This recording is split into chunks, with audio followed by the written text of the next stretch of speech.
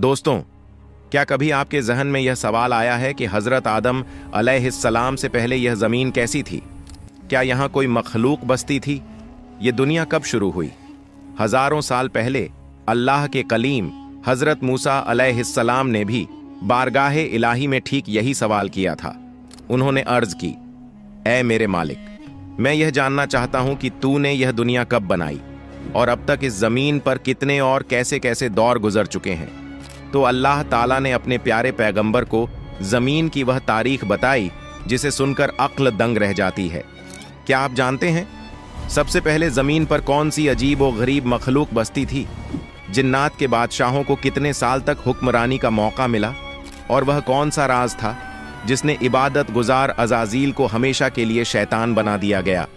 अल्लाह ताला ने इस कायनात के राजों पर से पर्दा उठाते हुए हजरत मूसा अलैहिस्सलाम को क्या फरमाया, यह जानने के लिए आपसे गुजारिश है इस वीडियो को आखिर तक जरूर देखिएगा।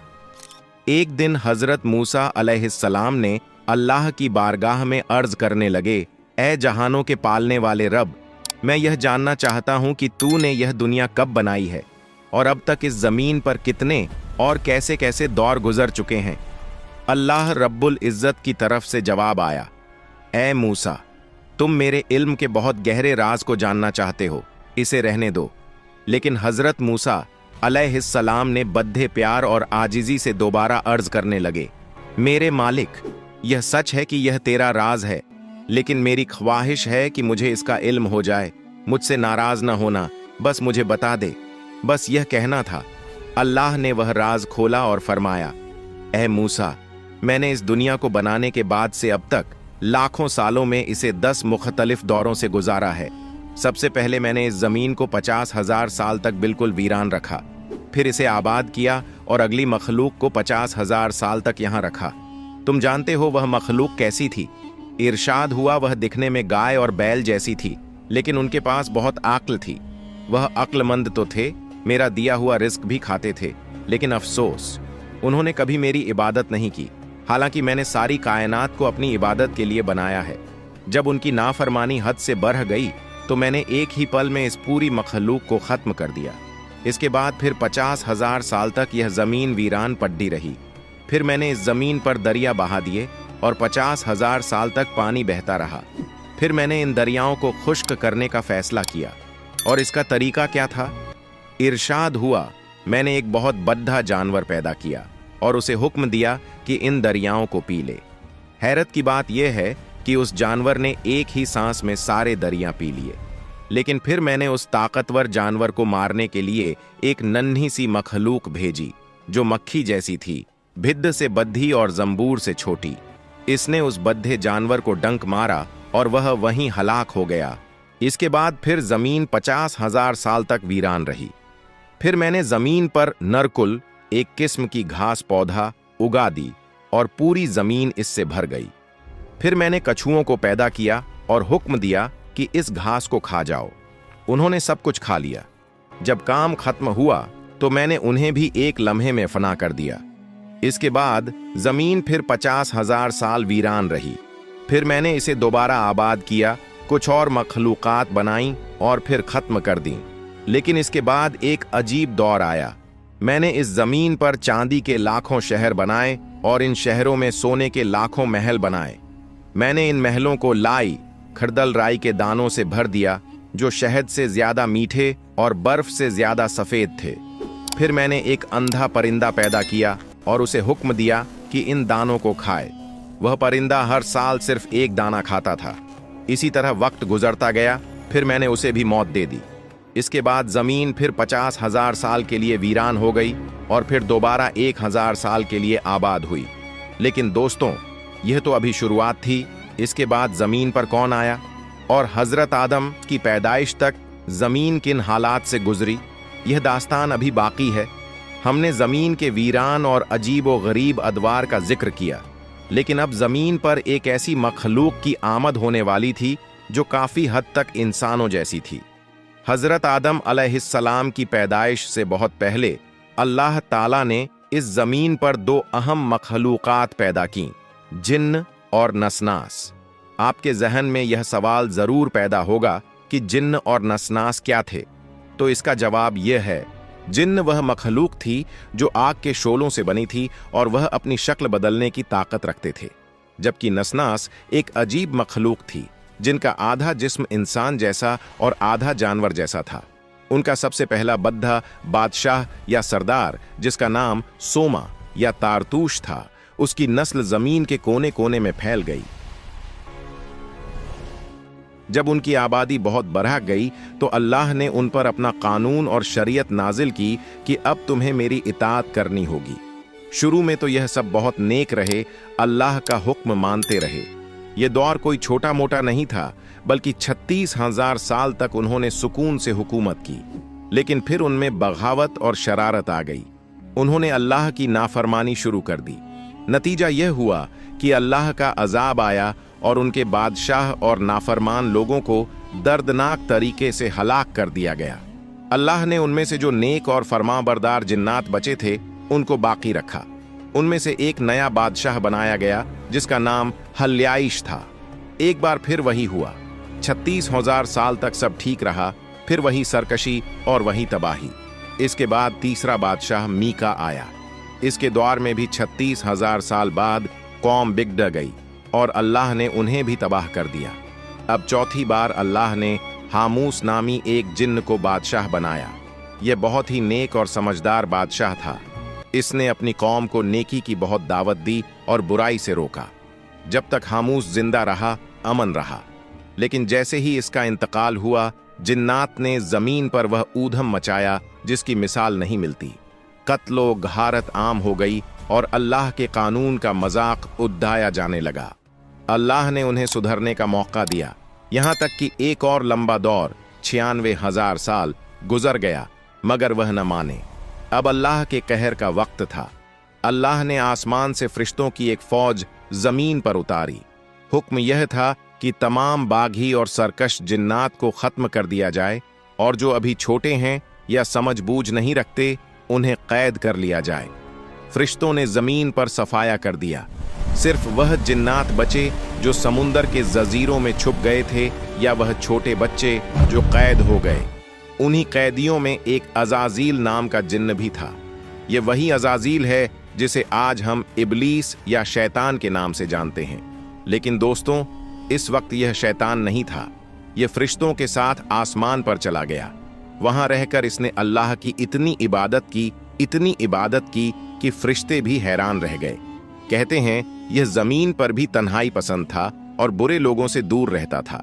इसकी इबादत देखकर फरिश्तों ने अल्लाह से सिफारिश की, ऐ अल्लाह, ये बंदा बहुत इबादत गुजार है, इसे पहले आसमान पर रहने की इजाजत दे दे। अल्लाह ने इजाजत दे दी। वहां भी इसने कमाल कर दिया। फिर दूसरे आसमान के फरिश्तों ने इसे मांग लिया, फिर तीसरे।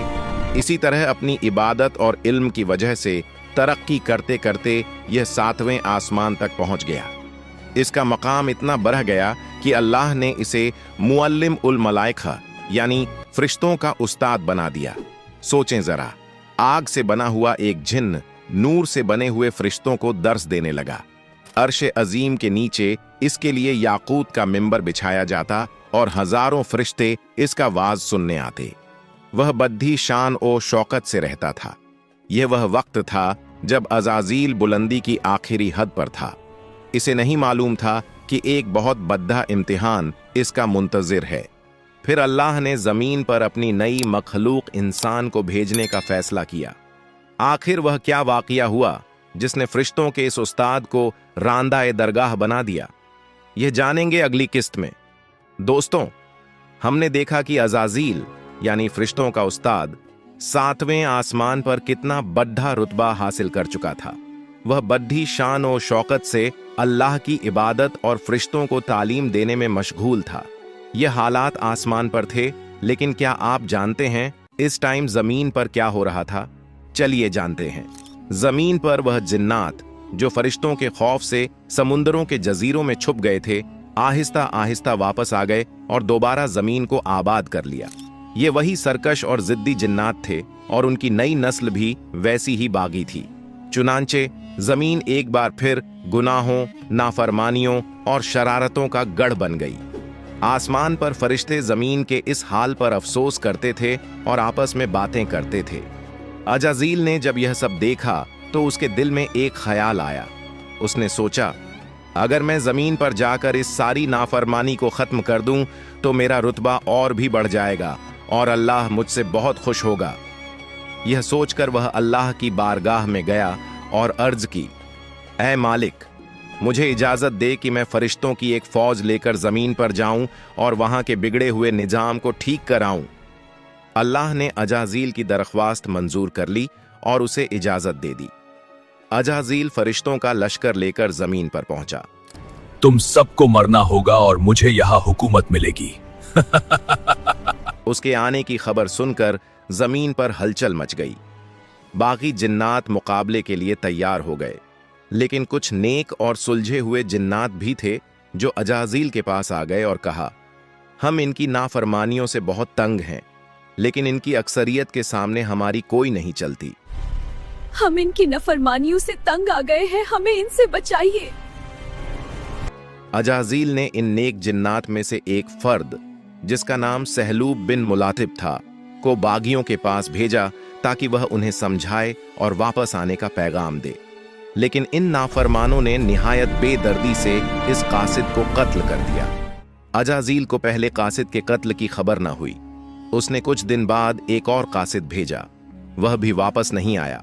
फिर तीसरा भेजा, वह भी गायब हो गया। उन्हें मेरा हुक्म मानना ही होगा। आखिर में यूसुफ बिन यासिफ नामी जिन को भेजा गया। वह गया और अजाजील का पैगाम पहुंचाया, लेकिन बागी जिन्नात ने उसे भी मारने की कोशिश की। यूसुफ किसी तरह उनके चंगल से भाग निकला और वापस अजाजील के पास पहुंचा। यूसुफ ने सारी दास्तान सुनाई और बताया कि इससे पहले भेजे गए तीनों कासिदों को कत्ल कर दिया गया है। हुजूर, मैं उनकी जंगल से बड़ी मुश्किल से भाग के आया हूं, उन्होंने सारे कसिद को मर डाले हैं। यह सुनकर अजाजील, जो आग से बना था, वह आग बगोला हो गया। उसने गुस्से से अल्लाह की बारगाह में अर्ज की, ऐ मालिक, अगर हुक्म हो तो मैं इस सरकशी को जड़ से खत्म कर दूं। अल्लाह ने इजाजत दे दी। अजाजील ने फरिश्तों का एक बहुत बड़ा लश्कर लिया और जमीन पर सख्त कार्रवाई की। उसने तकरीबन तमाम नाफरमान जिन्नात को कत्ल कर डाला। जो जान बचाकर भाग निकले वह जजीरों में छुप गए और जमीन पर सिर्फ अल्लाह के फरमानबरदार जिन्नात बाकी रह गए। नाफरमानों को खत्म करने के बाद अजाजील ने खुद जमीन की हुकूमत संभाल ली। उसने अपना दारुल हुकूमत हंसपुर को बनाया, जिसे आजकल मुल्तान कहा जाता है। यहां पहुंचकर उसकी शानो शौकत और कामयाबी ने उसके दिल में गुरूर पैदा कर दिया। वह खुलेआम यह दावा करने लगा, इस पूरी कायनात में चाहे वह आसमान हो या जमीन, मुझसे ज्यादा इल्म वाला और अमल वाला कोई नहीं है और न कोई हो सकता है। और सबसे खतरनाक बात यह कही, अब अगर अल्लाह ने मुझे इस अजीम सल्तनत से हटाकर किसी और को बादशाह बनाना चाहा तो मैं उसकी सख्त मुखालिफत करूंगा और कभी उसे कबूल नहीं करूंगा। वह तकब्बुर में कभी आसमान पर जाता और कभी जमीन पर आता। फरिश्तों की महफिलें में बैठकर वह अपने फजाइल और कारनामे बयान करता। चूंकि फरिश्तों ने उसे उस्ताद माना था, इसलिए वह सब अजाजील की बातें सुनते और समझते थे कि यह सही कह रहा है। आखिर उसके कारनामे बहुत बड़े हैं। लेकिन दोस्तों, अजाजील का यह गुरूर ही उसके जवाल की बुनियाद बनने वाला था। वह नहीं जानता था कि जिसकी हुकूमत को चैलेंज कर रहा था, उसकी तरफ से जमीन का नया खलीफा आने वाला था। दोस्तों, हमने पिछले हिस्से में देखा कि अजाजील ने जमीन की हुकूमत संभाली और उसके दिल में गुरूर ने जगह बना ली थी। वह समझने लगा था कि उससे बेहतर मखलूक कायनात में कोई नहीं। इसी दौरान फरिश्तों के एक गिरोह की नजर अल्लाह की लोह ए महफूज पर पड़ी, जहां मुस्तकबिल लिखा जाता है। वहां एक खौफनाक तहरीर थी, अनकरीब दरबार ए खुदावंदी का एक बड़ा मुकर्रब हमेशा के लिए रांदा ए दरगाह किया जाएगा और अबदी लानत का निशाना बनेगा। फरिश्ते यह पढ़कर गमगीन वापस आए। अजाजील ने उनके चेहरों पर परेशानी देखी तो पूछा, तुम लोग क्यों गमगीन हो? फरिश्तों ने डरते हुए सारा मामला बताया। अजाजील ने तकब्बुर से जवाब दिया, घबराओ नहीं, यह बात हम में से किसी की नहीं है। मैंने यह लिखा हुआ बहुत पहले देखा था, यह किसी और के लिए है। फरिश्तों को सुकून न मिला। उन्होंने अजाजील से कहा, आप दुआ करें और हम सब आमीन कहेंगे कि अल्लाह हमें इस अजाब से बचाए। अजाजील सबको लेकर दुआ के लिए खड़ा हो गया। सब ने हाथ उठाए। अजाजील ने दुआ की, परवरदिगार, इन फारिश्तों को इस अजाब से महफूज रख। देखे दोस्तों, तकब्बुर की वजह से अजाजील ने अपने लिए दुआ नहीं की। उसे यकीन था कि मैं तो सबसे बेहतर हूं, मुझे क्या हो सकता है। नतीजा यह हुआ कि इस दुआ की बरकत से फरिश्ते तो महफूज हो गए, मगर वही मुकर्रब बारगाह यानी अजाजील खुद इस लानत का निशाना बनने वाला था। कुछ और रिवायात में आता है कि अजाजील ने लोह ए महफूज पर औजु बिल्लाहि मिनश शैतानिर रजीम लिखा हुआ देखा। उसने अल्लाह से पूछा, या अल्लाह, ये शैतान रजीम कौन है? मैं उसे हलाक कर दूंगा। अल्लाह ने फरमाया, तुम्हें जल्द ही पता चल जाएगा। हैरत की बात यह है कि वह यह समझे बगैर कि किस पर लानत भेज रहा है, सालों तक अपने सज्जदों में लानत उल्लाह अला इब्लीस, लान अल्लाह अला इब्लीस, अल्लाह इब्लीस पर लानत करेगे। ठीक उसी वक्त कायनात को हैरान कर देने वाला ऐलान हुआ। अल्लाह रब्बुल इज्जत ने फरमाया, मैं जमीन में अपना एक खलीफा, नायब या हुक्मरान बनाने वाला हूं। अल्लाह ने मजीद बताया कि इस खलीफे का जिस्म मिट्टी से बनाया जाएगा और इसकी नस्ल से नबी, रसूल और पाक हस्तियां पैदा होंगी। यह सुनते ही अजाजील भड़क उठा और उसका गुरूर आसमान से टकरा गया। वह आपे से बाहर होकर बोला, ऐ अल्लाह, खिलाफत के लिए मुझसे बेहतर कौन हो सकता है? जिसे मेरी जगह दी जा रही है वह तो मिट्टी से बनाया जाएगा। मैं आग से बना हूं और वह मिट्टी से। वह मुझसे अफजल कैसे हो सकता है? उसकी देखा देखी फरिश्तों ने भी अदब से अर्ज किया, लेकिन उनका सवाल एक आजिजाना अंदाज में था। ऐ मालिक, क्या तू जमीन में ऐसे को खलीफा बनाएगा जो वहां फसाद मचाएगा और खून बहाएगा? हम तेरी तारीफ और पाकीज़गी बयान करने के लिए मौजूद हैं। अगर तू हमें खलीफा बना देता तो क्या बेहतर ना होता? अल्लाह ने निहायत हकीमाना जवाब दिया, जो तमाम सवालात का जवाब था। बेशक जो मैं जानता हूं वह तुम नहीं जानते। यह सुनकर फरिश्ते अपनी जुर्रत पर शर्मिंदा हो गए और फौरन तौबा इस्तिगफार करने लगे, क्योंकि वह जानते थे कि वह अल्लाह के इल्म को नहीं पा सकते। लेकिन अजाजील, वह अपनी हठ धर्मी, गुरूर और सरकशी पर अड़ा रहा। वह न झुका, न तौबा की और न ही अल्लाह के हुक्म को माना। यही वह फैसला कुन लम्हा था जब गुरूर और नाफरमानी की वजह से अजाजील फरिश्तों का उस्ताद होने के बावजूद अल्लाह की रहमत से मायूस हो गया। यही अजाजील अपने तकब्बुर की वजह से शैतान बना और शैतान से इब्लीस बनकर हमेशा हमेशा के लिए अल्लाह की बारगाह से रांदा-ए दरगाह कर दिया गया।